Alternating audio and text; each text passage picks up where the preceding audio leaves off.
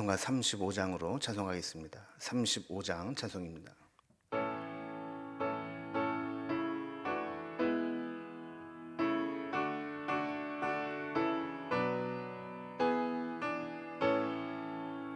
큰 영화로신 주 이곳에 오셔서 이 모인 자들로 주 백성 삼으사 그 중에 항상 계시고 그 중에 항상 계시고 큰 영광 나타내소서. 이 백성 기도와 또 예물 드림이 양내와 같으니 곧 받으옵소서.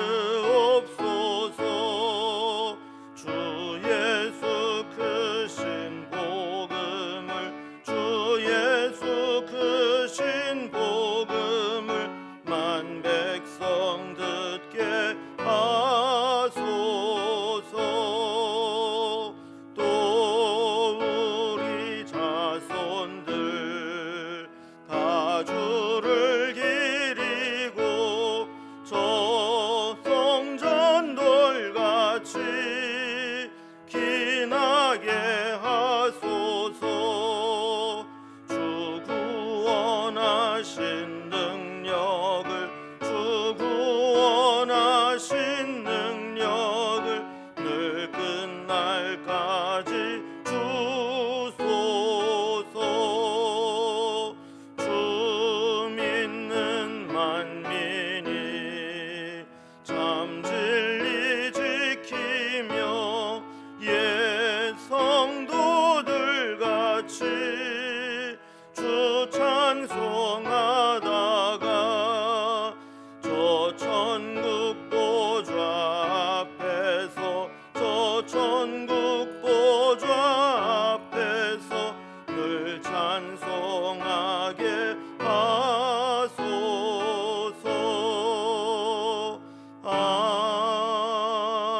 아멘.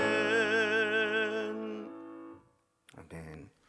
오늘 함께 나눌 하나님 말씀은 신약성경 마태복음 1장 1절에서 17절까지 말씀입니다. 마태복음 1장 1절에서 17절까지 신약성경 맨 앞부분에 있습니다. 말씀을 제가 봉독하겠습니다. 아브라함과 다윗의 자손 예수 그리스도의 계보라.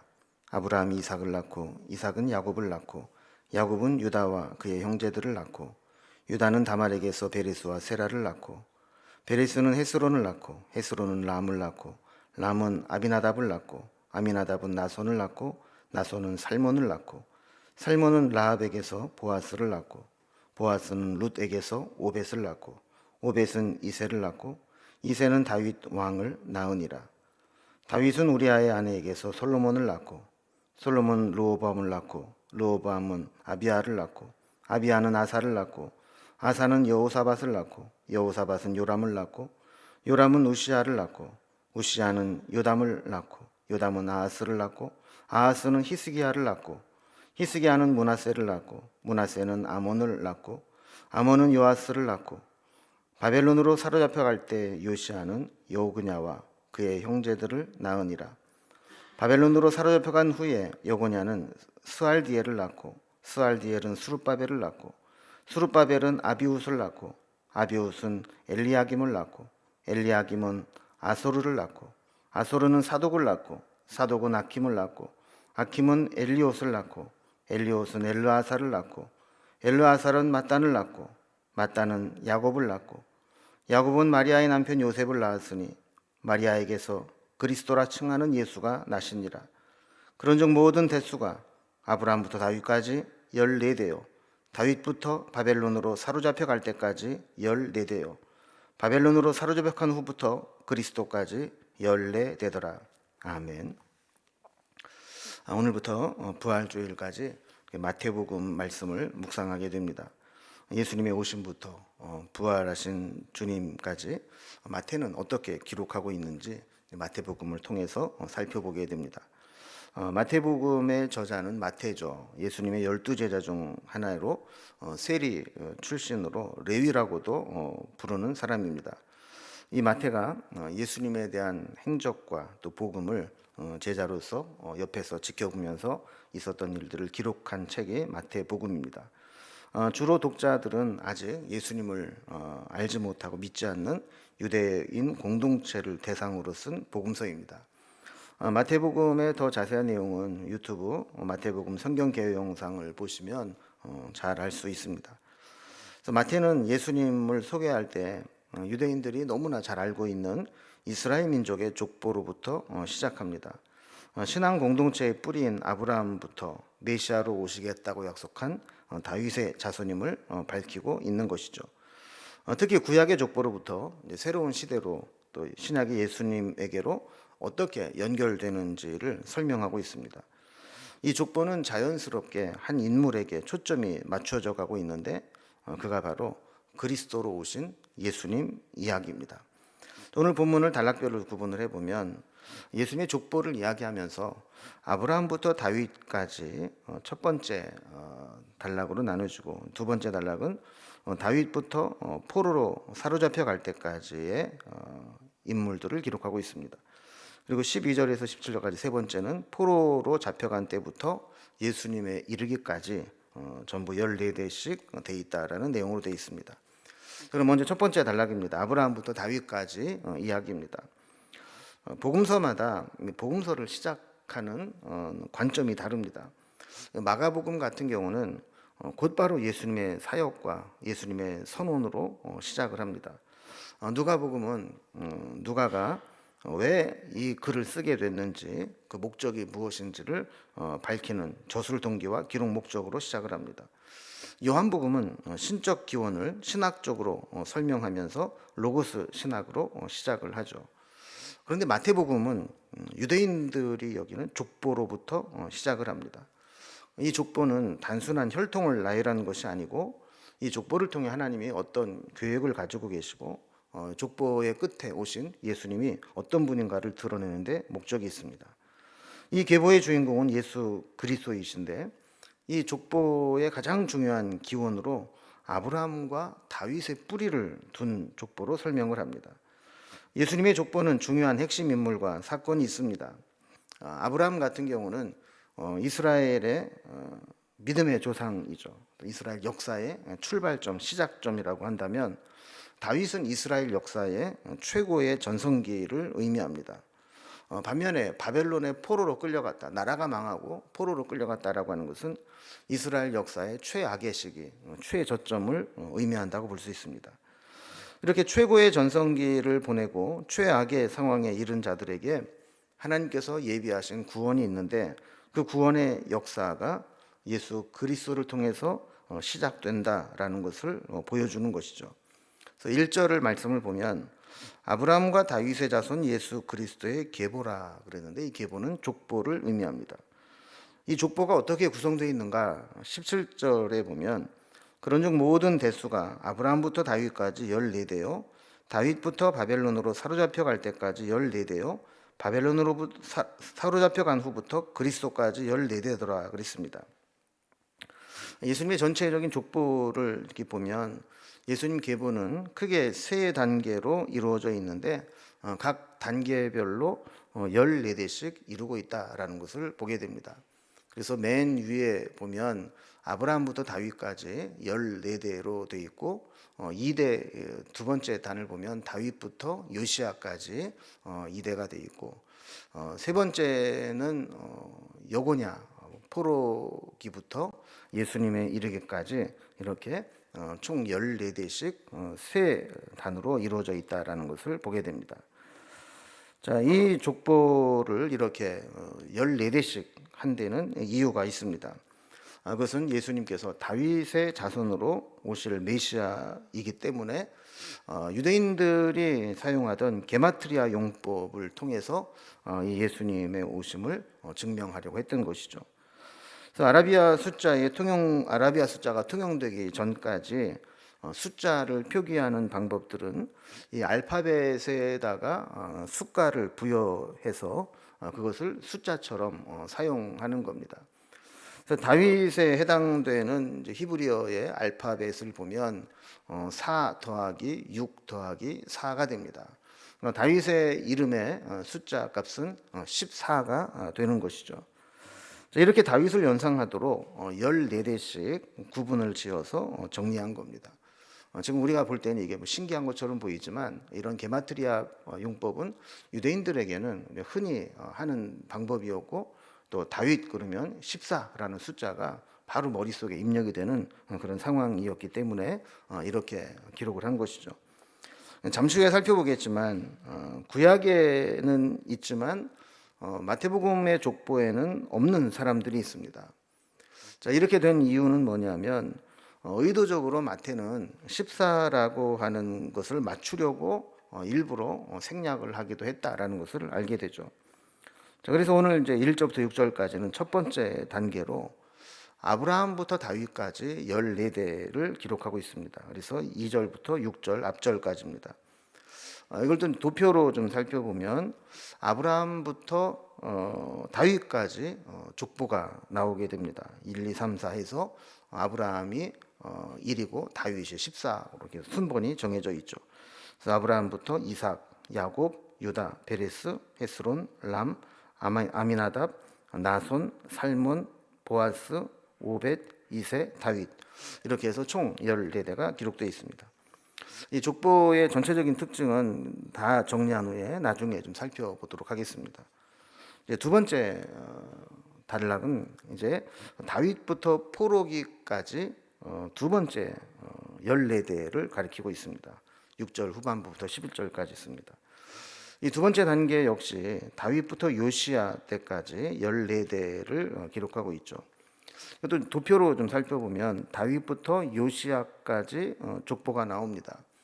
여기 나오는 이 왕들의 족보는 다윗부터 남왕국 유다 왕의 계보입니다. 그래서 다윗으로 시작된 이 왕족의 계보가 유다가 바벨론에 멸망해서 포로로 끌려갈 때까지를 기록하고 있죠. 성경에 보면 여기에 다윗, 솔로몬, 르호보암, 아비야, 아사, 여호사밧, 요람, 우시야, 요담, 아하스, 히스기야, 므낫세, 아몬, 요시야, 이렇게 14대로 되어 있습니다. 근데 여러분이 도표에 보면 중간에 또 마지막에 주황색으로 있는 그 칸에 아하시야, 요시야, 아마샤, 또 마지막에 여호야김이 이 족보에는 빠져 있죠. 아까도 설명을 드린 것처럼 의도적으로 14대를 맞추기 위해서 열왕기서나 역대기에 나오는 왕들을 중간에 생략을 하고 이렇게 14대를 맞춘 겁니다. 그러니까 마태는 어떤 정보의 객관성보다는 이 족보를 통한 신학적인 의미를 제공하는데 중점을 두었기 때문에 객관적인 사실에는 좀 맞지 않지만 이 14대씩 신학적인 의미로 다윗의 후손으로 오신 메시아를 부각시키기 위해서 이런 방법을 사용한 것이죠. 이제 세 번째 단락은 이제 포로로 끌려갔을 때부터 예수님에게까지 14대가 이루어졌다라는 겁니다. 이 세 번째 단계 역시 여고냐부터 예수님까지인데, 이 여고냐는 여호야긴으로 알려져 있는 또 다른 이름이죠. 바벨론으로 사로잡혀간 후부터 예수님에게까지 이르는 단계입니다. 이것도 도표를 통해서 보면 여고냐부터 예수님까지 여고냐, 스알디엘, 수룹바벨, 아비훗, 엘리야김, 아소르, 사독, 아킴, 엘리옷, 엘르아살, mat단, 야곱, 요셉, 예수님, 이렇게 14대로 이어지고 있습니다. 신구약 중간기에 나타난 족보라고 볼 수 있죠. 그래서 다른 성경에는 나와 있지 않지만 이렇게 어둡고 혼란스러운 시기를 끝내고 다윗의 자손에서 우리를 구원할 인물이 도래했다라는 것을 강조하기 위해서 이렇게 14대를 맞춰서 예수님에게까지 족보가 이루어지게 된 겁니다. 그래서 16절에 보면 이 족보를 설명하고 족보를 쓴 목적이 나오게 되죠. 16절에 보면 야곱은 마리아의 남편 요셉을 낳았으니 마리아에게서 그리스도라 칭하는 예수가 나니라 그랬습니다. 이렇게 예수 그리스도로부터 복음이 시작된다라는 것을 의미하는 것이죠. 예수 그리스도로부터 복음이 시작되고 이스라엘의 역사의 암흑기, 포로기 이후에 혼돈 시대에 예수님이 등장하셔서 하나님께서 뭔가 예수님을 통해 새로운 역사를 시작하신다라는 것을 부각시키는 겁니다. 이 마태복음 개요 영상에서도 마태복음에 대한 설명을 좀 드렸듯이 이 마태복음의 특징 중에 하나는 유대인 공동체가 익숙한 독자들을 염두에 두었다라는 겁니다. 그러나 유대인에게만이 아니라 유대인들 곁에 있는 이방인들에게도 복음은 개방되어 있다라고 하는 복음의 보편성을 동시에 강조하고 싶었다 하는 설명을 드렸습니다. 그래서 유대교적인 성향이 강한데 이방인에 대해서도 열려있는 개방되어 있는 복음의 보편성을 함께 강조하고 있다는 거예요. 그래서 예수님의 족보도 그런 경향이 나옵니다. 일반적으로 족보에는 쓰지 않는 방법들을 사용하고 있죠. 우리나라도 그렇지만 우리나라도 족보에 여자 이름이 올라간 게 그렇게 오래되지 않습니다. 옛날에는 남성 위주의 족보였죠. 근데 여기 보면 이 족보에 5명의 여인이 등장을 하게 되는데 마리아를 제외하면 모두 이방 여인이었습니다. 다말 같은 경우는 가나안 여인이었고 라합은 여리고 사람이었고 룻은 모압 여인이었고 바세바는 남편과 함께 헷 사람이었습니다. 모두 선민 이스라엘이 아니고 다 이방 여인이었습니다.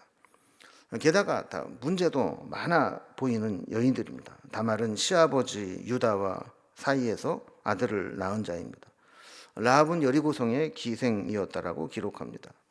룻은 이방 여인입니다. 성경에 특별히 바세바라고 표현하지 않고 우리아의 아내라고 표현을 했습니다. 이런 내용들을 보면 이 마태복음이 정말 유대인들에게 예수님을 잘 믿으라고 쓴 책인지 아니면 예수님의 출신과 족보는 이렇게 유대인들이 볼 때에는 지저분하니까 예수님 믿으면 안 된다라고 쓴 것인지 모를 정도로 정통 유대인들 남자들이 수용하기에는 어려운 인물들이 다 들어가 있습니다. 그럼 마태는 왜 이런 여인들을 빼도 되는데 굳이 기록을 했을까요? 여기는 마태복음을 기록한 목적이 분명하다라는 겁니다. 아까도 말씀드린 것처럼 마태복음은 유대인 공동체를 대상으로 쓴 복음서이기는 하지만 이 복음이라고 하는 것이 유대인들이나 종교적인 엘리트에게만 국한된 것이 아니라 모든 사람에게 복음은 열려 있다라는 것을 보여주기 위한 것이죠. 누구나 심지어 세상적으로 문제가 있어 보이는 사람이라도 예수님께서는 의인을 부르러 온 것이 아니고 죄인을 부르러 오셨고 건강한 사람이 아니라 병자를 위해서 오셨다고 하신 것처럼 누구라도 복음은 받아들이고 예수님을 만나는 순간 새로운 인생, 새로운 존재가 된다라는 것을 이 족보를 통해서 우리에게 보여주고 있는 것입니다. 구원은 혈통이나 자격으로 주어지는 것이 아니고 오직 은혜와 믿음으로 예수님을 통해서 받을 수 있다라는 것을 나타내는 것이 이 족보라는 것이죠.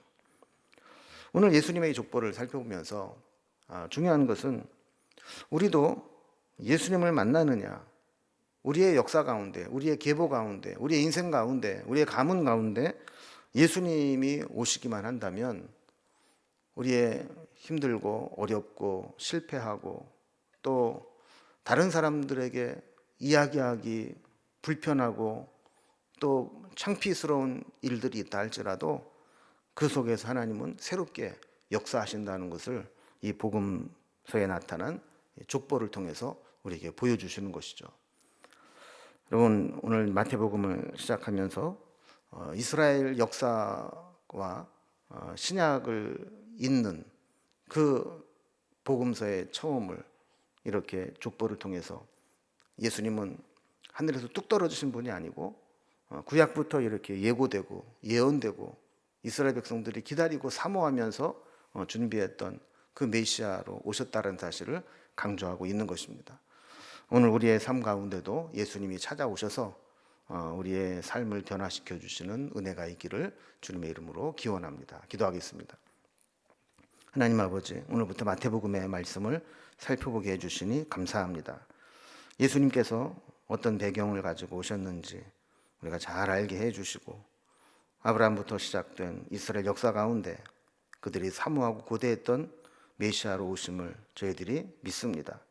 또한 예수님의 족보에 나타난 여인들과 그들의 출신과 또 그들의 삶을 보면서 주님이 오시는 곳에 그 가정이 변화되고 그 집이 변화되고 사람이 변화되는 것을 보게 됩니다. 우리의 가정에도 우리 인생에도 예수님이 우리의 주인으로 오셔서 우리를 새롭게 하시고 우리 가문의 주인이 되어 주시옵기를 간절히 빌고 원합니다. 이제 새해를 시작하고 명절을 앞두고 있습니다. 우리에게 다시 한번 새로운 마음으로 주님과 함께 새롭게 시작하는 계기가 될 수 있도록 인도해 주옵소서. 예수님의 이름으로 기도드리옵나이다. 아멘. 각자의 기도 제목들로 자유롭게 기도하시겠습니다.